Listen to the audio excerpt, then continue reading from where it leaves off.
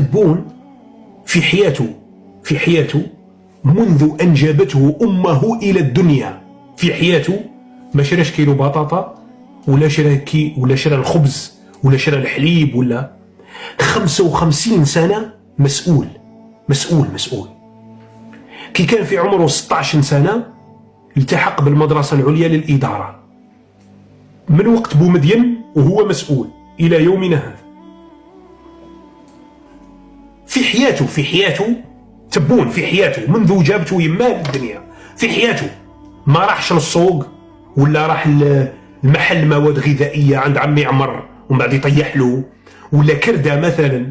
في حياته ما كرداش مثلا قال يا ودي والله ما عندي باش نخلص قهوة، ولا في حياته تبون، في حياته منذ جابته يماه للدنيا في حياته ما كريداش قهوة ولا 55 سنة وهو يخلص، يعني يخلص خلصة تاع الفخفخة والرغد، يعني تاع الناس اللي عايشين في عالم مخدوخر، ماشي عالم المواطنين العاديين.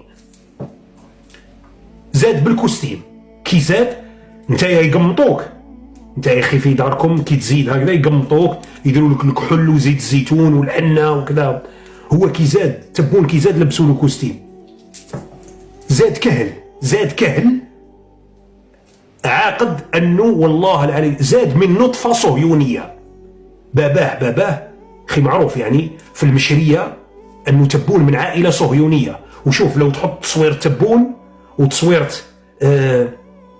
جولدا ماير، روح شوف اكتب في جوجل جولدا ماير واكتب تبون، يعني سبحان الله جينات واحده يعني صهيوني مقطر، خلق لينشر البؤس والفقر والمجاعه في الجزائر. وهو سبحان الله عمره ما جاع في حياته ولا مره جاع، يعني من عائله تتاجر في المخدرات وزيد حاكم السلطه ثاني. تخيل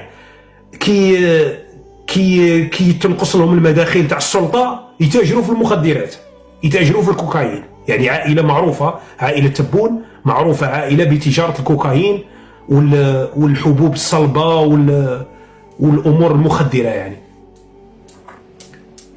سبحان الله العلي العظيم. هذا على ما يقولش كاس ما وراس السماء. انا هذه اللي تغيظني، انا والله يا خوتي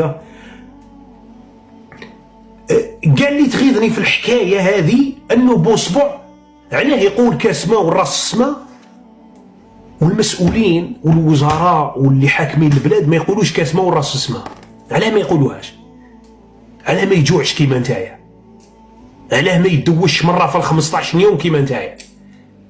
علاه ما يروحش يكردي الكوستيم اللي لابسه؟